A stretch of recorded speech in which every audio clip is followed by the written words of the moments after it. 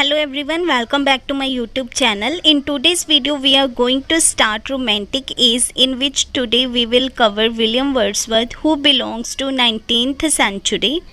उनका बर्थ 7 अप्रैल 1770 में कुकरमाउथ Cumberland England में हुआ था और वो फर्स्ट जनरेशन के रोमांटिक पोइट माने जाते हैं। और जिनको फर्स्ट जनरेशन में काउंट किया गया है वो 3 रोमांटिक पोइट्स हैं, विलियम वर्ड्सवर्थ, विलियम ब्लेक और एस.टी. कॉलरिज। और सेकेंड जनरेशन के रोमांटिक पोइट्स थे Lord Byron, P B. Shelley and John Keats. और विलियम वर्ड्सवर्थ की डेथ 1850 में हुई थी जब वो 80 ईयर एज के थे। और उनके फादर का नेम था जॉन वर्ड्सवर्थ और मदर का नेम था एन कुकसन। और उनकी सिस्टर का नेम था डॉर्थी, जो कि एक पोइट और डायरिस्ट थी। और विलियम वर्ड्सवर्थ की वाइफ का नेम था मैरी हचिंसन, इनकी शादी 1802 में हुई थी। और मैरी हचिंसन की एक सिस्टर थी सारा हचिंसन, जिससे कि एस.टी. कॉलरिज लव करते थे। And William Wordsworth poet laureate बने थे 1843 से 1853 तक वो पोइट लॉरिएट रहे। और उनसे पहले रॉबर्ट साउथी थे पोइट लॉरिएट, जो कि 1813 से 1843 तक रहे थे। और फिर इसके बाद 1843 से विलियम वर्ड्सवर्थ बने। और ये 1853 तक पोइट लॉरिएट रहे थे। तो इनके बाद एल्फ्रेड टेनिसन, जो कि 1850 से 1892 तक पोइट लॉरिएट रहे थे। अब 1797 से 188 तक का जो पीरियड था वो विलियम वर्ड्सवर्थ की ग्रेट पोइट्री के लिए जाना जाता है। इस टाइम पे वे इंग्लैंड में लेक डिस्ट्रिक्ट में जो डव कॉटेज थी उसमें रहते थे। और यहाँ पे इनकी फ्रेंडशिप हुई थी एस.टी. कॉलरिज और रॉबर्ट साउथी से। और बाद में इसी कॉटेज में थॉमस डी क्विंसी भी रहते थे। अब वर्ड्सवर्थ को किन के नाम से जाना जाता है वो हम देख लेते हैं। He is known as the lake poet, उसको लेक पोइट भी बोला जाता है। और जो लेक पोइट्स हैं जो लेक डिस्ट्रिक्ट से थे वो S T. Coleridge, Robert Southey and William Wordsworth, इन तीनों को लेक पोइट्स बोला जाता है।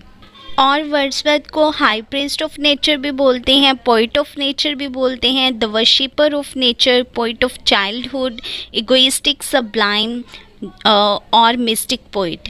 इन सब नामों से विलियम वर्ड्सवर्थ को जाना जाता है। तो आपको यहाँ से क्वेश्चंस पूछे जा सकते हैं, who is known as the poet of childhood और worshipper of nature, poet of nature, egoistic, sublime. तो इन सब का आंसर विलियम वर्ड्सवर्थ होगा। अब हम उनके कुछ इम्पॉर्टेंट वर्क्स देख लेते हैं। डिस्क्रिप्टिव स्केचेस, जो कि 1793 में पब्लिश हुआ, an evening walk 1793, lyrical ballad 1798, the preface to lyrical ballad 1800, ये एक ऑटोबायोग्राफी थी। The solitary reaper 1802, poems in 2 volumes 1807, the excursion, it is part of Recluse 1814, The Prelude 1850. The only play written by Wordsworth was The Borderer. ये एक verse tragedy थी, बस यही एक play था जो विलियम वर्ड्सवर्थ ने लिखा था। अब हम उनके इम्पॉर्टेंट वर्क्स देख लेते हैं।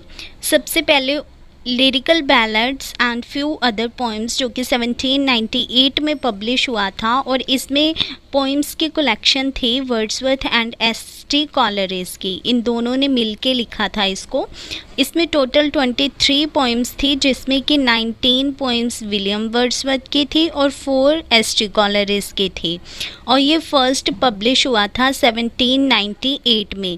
और इसको अमेरिका में ज़्यादा रिस्पॉन्स मिला था रादर देन इंग्लैंड। और सेकेंड टाइम ये पब्लिश हुआ 1800 में। और रोमांटिक एज जो 19th सेंचुरी में थी, ये स्टार्ट यहीं से हुई थी, लिरिकल बैलेड से ही स्टार्ट हुई थी रोमांटिक एज। और इसका जो थीम है ये इल्यूजन वर्सेस रियलिटी पे है। और इसमें अब हम देखते हैं 19 वर्ड्सवर्थ की कौन सी पोइम्स थी और कॉलरिज की 4 कौन सी पोइम्स थी।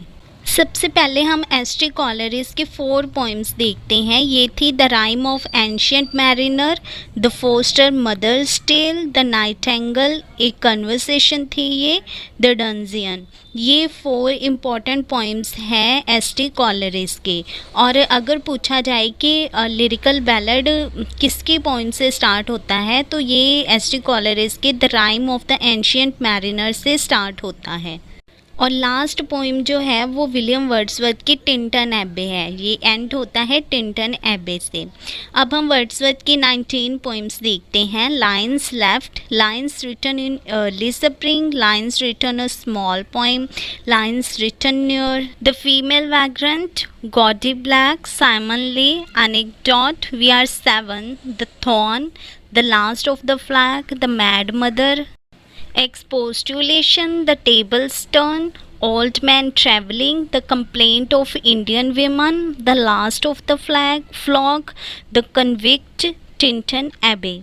तो इसमें फर्स्ट पोइम है rhyme of the ancient mariners जो कि एस.टी. कॉलरिज की है, और लास्ट पोइम है इसमें टिंटन एबे जो कि विलियम वर्ड्सवर्थ की है। नेक्स्ट है प्रीफेस टू लिरिकल बैलेड जो कि 1800 में पब्लिश हुआ। तो ये लिरिकल बैलेड का प्रीफेस था, उसका सेकंड एडिशन था लिरिकल बैलेड का, और ये एक ऐसे था और इसको सिर्फ वर्ड्सवर्थ ने लिखा था, इसमें एस.टी. कॉलरिज की कोई भी कंट्रीब्यूशन नहीं थी। और ये पोइट्री की थ्योरी थी। According to Wordsworth, poetry is spontaneous overflow, और इसमें कॉमन थीम का यूज़ किया गया है, रूरल एनवायरनमेंट, नेचर से रिलेटेड, और कॉमन लैंग्वेज का ही यूज़ किया गया है। नेक्स्ट थी पोइम्स इन 2 वॉल्यूम्स जो कि 1807 में पब्लिश हुई, और इसमें कुछ नोटेबल पोइम्स थी, जैसे कि फर्स्ट थी resolution and independence, daffodils, I wandered lonely as a cloud, my heart leaps up, Odd imitation of unmorality, ode to duty, the solitary reaper, elegiac stanza, London 1802, composed upon Westminster Bridge, step 3, the world is too much with us। Next work था उनका the exertion being a portion of the recluse जो कि 1814 में publish हुई। ये एक long poem थी। तो ये जो एक्सकर्जन है ये रेक्लूज का पार्ट है। विलियम वर्ड्सवर्थ ने रेक्लूज लिखना था, पर उन्होंने इसका पार्ट 1 जो था वो अनफिनिश छोड़ दिया।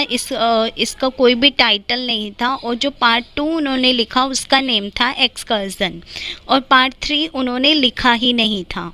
तो इसलिए ये जो एक्सकर्जन है ये रेक्लूज का पार्ट है, उसका सेकेंड पार्ट है ये, और इसकी इंट्रोडक्शन द प्रिल्यूड से ली गई है। नेक्स्ट उनका वर्क है द प्रिल्यूड और ग्रोथ ऑफ पोइट्स माइंड। ये उनका एक मास्टरपीस था, और इसको उन्होंने 1798 में लिखना स्टार्ट किया था, और इसको लिखना ख़त्म किया था 1805 में, और ये 1850 में पब्लिश हुआ था after his death, posthumously publish हुआ था by his wife Mary Hutchinson. उनकी वाइफ मैरी हचिंसन ने इसको पब्लिश करवाया था 1850 में, और ये एक ऑटोबायोग्राफिकल पोइम थी। इसमें सेल्फ एपिक पर 14 बुक्स थे, क्योंकि 1805 में इसका जो वर्जन आया था उसको 13 बुक्स में डिवाइड किया गया था, पर बाद में इसको 14 बुक्स में पब्लिश किया गया। और इसमें जो बुक 1 है उसमें इंट्रो दी गई है वर्ड्सवर्थ के चाइल्डहुड और स्कूल टाइम की, और बुक 14 जो इसमें ऐड की गई थी वो था इसका कंक्लूजन। और शैली ने वर्ड्सवर्थ को अ मॉरल यूनक बोला था, और ब्राउनिंग ने उनको द लॉस्ट लीडर बोला था।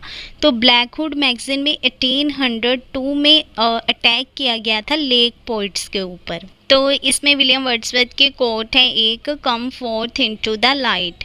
नेक्स्ट वर्क है उनका टिंटन एबे जो कि लिरिकल बैलेड की लास्ट पोइम है।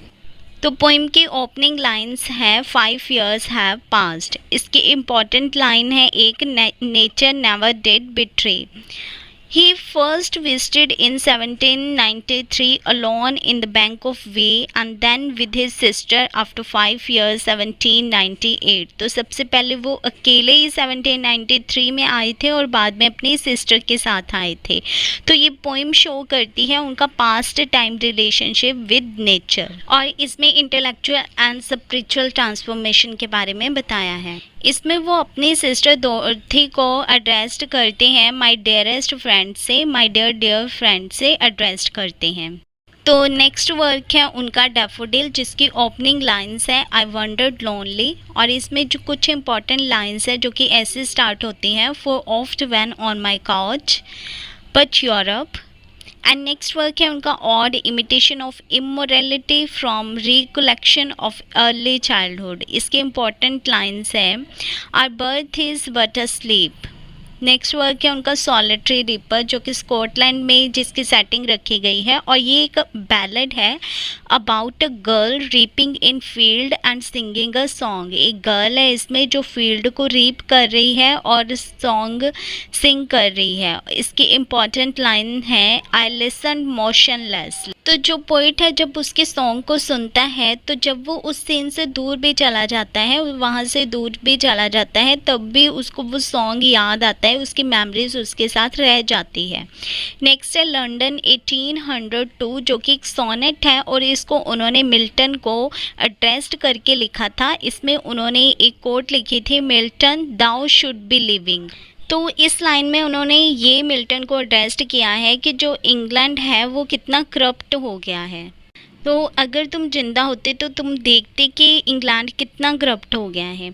यहाँ पे कुछ कोट्स मैंने पूरी नहीं लिखी, उनकी स्टार्टिंग लाइंस, स्टार्टिंग वर्ड्स ही लिखे हैं, जिससे कि आपको इतना समझ आ जाएगा कि ये किसकी कोट है, अगर आपको एग्ज़ाम में पूछा जाता है।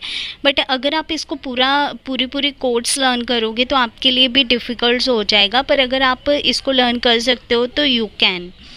एंड देन एक और कोट थी इसमें जो कि वर्ड्सवर्थ ने मिल्टन के लिए लिखी थी, the soul was like a star. Next work है उनका the world is too much with us. In it he criticise the world of first industrial revolution.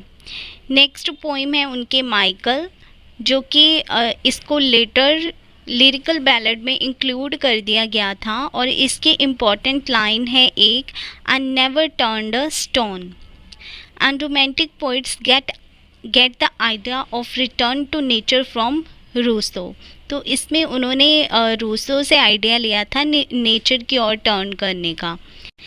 AC Bradley wrote long poem in the age of Wordsworth. तो AC Bradley ने कहा था कि Wordsworth की as में long poems लिखी गई। और लिरिकल बैलेड में जो एक पोइम है टेबल टर्न्ड, उसकी एक लाइन है कम फोर्थ इनटू द लाइट। और वर्ड्सवर्थ इंग्लैंड के एक अकेले ऐसे पोइट लॉरिएट थे जिन्होंने कोई भी ऑफिशियल वर्स नहीं लिखी थी। So this is all about William Wordsworth. If you like my video please subscribe my channel and press the like button. Thanks for watching my video. Have a great day.